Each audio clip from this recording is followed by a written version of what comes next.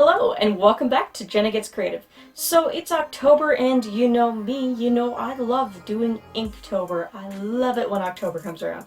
It's also my daughter's birth month, so it's pretty awesome. But if you know anything about Inktober, you've probably heard of Linktober, which is the alternate prompt list that is based around the Legend of Zelda video games and all of the other canon lore. And there are three different Linktober lists. One of them is the quest list. And what that means is we've been given a series of 31 prompts where if you follow them in order, you will basically be writing the script, the walkthrough of your very own miniature Legend of Zelda video game. And this is my Linktober Quest 2019 new Zelda game walkthrough. I call it Phantoms of Hyrule. I would really like to thank Jake Parker for starting Inktober, as it has really inspired me over the last couple of years, and I'd like to thank Joel Siegel and red.alchemy for transforming an already great experience into a fan-based art adventure Linktober really is. This is my first year following any sort of Linktober list, and I think this will be my new October tradition from now on. I focused on the quest list and will be walking through the storyline of the game the list prompts us all to create shortly, but I also want to outline the other two official Linktober lists as well. The Linktober prompt list is like the regular Inktober list, in that it's just a 31-day prompt list in no particular order or relation, other than the fact that everything is a Legend of Zelda themed item. The second official Linktober list is Linktober Chance, where half of your list is a regular random words prompt list, and half is determined by rolling a standard 6-sided die and using that to determine the other half of your prompt. For the most part, I only completed Linktober Quest, which prompts you fairly chronologically through the big points of a game storyline. I did plan my pieces ahead of time, though, and on some days I incorporated other Linktober prompts or even official Inktober prompts where it worked. You're watching some time-lapse footage of the first week pieces, but I'll put scans up on the side of the screen as we walk through the different elements of the story. I have rearranged it a little bit, but I'll label the days and prompts as we go. By the way, if you're new here, don't forget to subscribe and ring the bell for notifications. YouTube has changed how the bell works, so make sure it's completely filled in for all notifications so you don't miss anything. I'm an art channel, and I upload every Tuesday and Thursday at minimum, with bonus uploads some weeks as well. If you like this video, don't forget to hit like and leave a comment down below. I love reading your comments, and I do reply to everyone. Did you participate in Inktober this year? Let's have a conversation down below. This year's quest list focused on a series of boss fights with enemies called the Poe Trio, so I've decided to title this game storyline The Legend of Zelda Phantoms of Hyrule. This game takes place in Hyrule, parallel to the timeline of Ocarina of Time, but as a timeline reset from the hero-failed branch of the future. Ganon had his way with Hyrule, got bored, and left, but his antics have left the landscape quite changed from the map we remember. A vast, mostly empty forest has enveloped Hyrule Castle and its surrounding town, and very little happens in Hyrule Field these days. At some point, Ganon erected a range of mountains along the southern edges of Hyrule Field, which had unexpected effects on the weather patterns of the area. Lake Hylia and surrounding area became a dense, richly populated forest known as Willow Woods, and there is where the Kokiri people now live in a settlement called Willow Town. The mountains break off into east and south ranges at the northeast edge of Willow Woods, where a gap called Oasis Pass formed between the mountains. Surrounded by the east and south ranges in the southeast corner of the map, the area that was once the Lost Woods and the home of the Kokiris is now a vast desert that has been adopted by the Gerudo people as a second home in a settlement called Sandstone Oasis. The Zora domain still exists where it always has been, and the Zora people do still live there, but they are mostly surrounded by forest and have kept to themselves.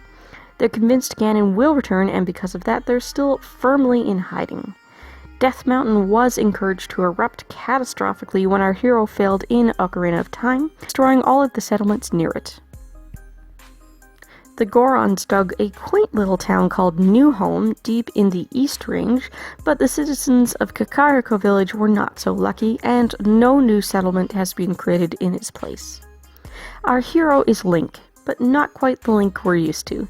Normally Link is a Hylian boy who just doesn't know it yet, and in the case of Ocarina of Time was raised by the Kokiri, thinking he was one. In this storyline, he actually is. Meet Kokiri Link. Our story starts as Link runs around Willow Town preparing to set out on a pilgrimage to Death Mountain. He's joined on his journey by a particularly talkative raven named Nyx. In order to start your pilgrimage, you need to collect a few key tools to use along your way, and seek a few wise parting words from the town elder, Old Man Willow. Your first stop is his house. Unfortunately, he's not home, but there's an unlocked chest in his basement with your name on it, for some reason. So you open it. You find a beautifully crafted short sword adorned with a charm containing 3 colored circles, green, yellow, and red. Go ahead, take it. It's obviously meant to be yours. You can thank Old Man Willow for it when you find him. Next stop, the local general store. Isn't that shop girl cute? Nyx is embarrassing you as she tries to catch her attention for you. The shopkeeper smiles politely, giggles at your determined feathered friend, and sells you some quest essentials. Where has Old Man Willow gone, though? You enter the woods, following a footpath. Maybe he's out for a walk. Good thing you took that sword, though. Not far into the woods, you encounter your first boss fight, the Forest Poe, adorned in green. Remember, although Poes can become invisible at will, their lanterns cannot. Just as you defeat the Poe, Old Man Willow comes walking into view. Was he waiting for someone else to take that thing out? Quite possible. You don't get to be an old Kokiri man by rushing into danger, after all. He gives you a map of Hyrule to guide you on your quest, and mentions something cryptic about all things good and bad coming in 3s. Thanks, I guess. It's almost time to leave town, so why not grab a bite to eat with your hometown bestie one last time? After all, you don't really know when you'll see her again. Meet Raina for a hot poutine. As you talk about the adventure you're about to have, she'll remind you to take your pickaxe. Might be useful on the mountain, right? Well, now you're well fed, well equipped, and you've heard some words of wisdom. Time to go. Get Arion tacked up at the stables. Your lifelong rival Limbo is sulking around there, talking about how he's always planned on going on a pilgrimage to Death Mountain too. It's not exactly a unique idea, you know. And Limbo's almost ready to embark himself. Or at least he says so. First stop on your journey is Sandstone Oasis, so take Oasis Pass east into the eastern desert. Before you reach the settlement, you'll encounter a second Poe. The desert Poe, dressed in a glowing gradient of yellow, really seems to be spooking your horse, so defeat it quickly. Did you do it? Good. Onward to Sandstone Oasis. The locals are talking about a fun new parlor game. Let's go check it out. It's a giant pipe organ memory game. The organ feeds you 2 new notes at a time, and you play back the whole song to that point. No mistakes. Hint: use the A and B buttons and the D-pad and watch the center 6 pipes closely. There are plenty of helpful prizes to be won, so play until you've got them all. Sandstone has lots of friendly faces, so why not wander around town and meet a few of them? Rovani is sure to catch your eye. She's a princess among thieves, and she might just steal your heart if you're not looking. Take note when you meet her, she's important. Nyx says so. While you're wandering around Sandstone Oasis collecting hidden loot and talking to friendly but rather unhelpful NPCs, you'll also come across a traveling merchant. He's a Goron, and just as friendly as any Gorons you've ever heard of. He'll sell you a slingshot if you don't have one yet, and he'll encourage you to visit New Home when you start to travel north into the eastern mountains. There's a maze on the edge of town, and Nyx thinks you should take a look. Unfortunately, once you enter, you'll quickly find that you can't leave. Make use of your pickaxe, but also take note of the many bomb flowers growing here and learn how to use them. It seems that a curse has befallen Rovani, and she's trapped you in here. Find the Poe totem at the center of the maze and use the bomb flowers to destroy it, to release Rovani from the spell. She'll be ever so grateful, and in addition to lending you a hand out of the maze, she'll give you a bomb bag as a token of her gratitude. For some reason, she also shows you a portrait of Ganondorf as you make your way back through the maze. Odd. Why keep something like that around? I mean, yeah, this desert used to be the Lost Woods, and this is probably right about where the old forest temple used to be, but still. Time to head north. Why not visit Newholm as that helpful merchant suggested? This is where the Gorons are living these days, and it's a bustling city beneath the mountains. Some of the locals could use some help dealing with the local monsters, including a Dodongo or two. And your new bombs will come in handy for that.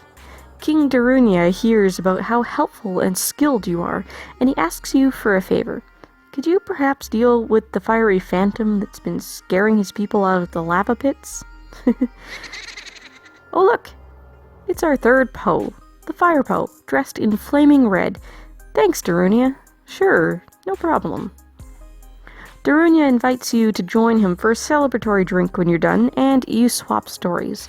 You tell him about the incident in the maze, and it reminds him of a place not too far north. The merchants who come home say it's blighted.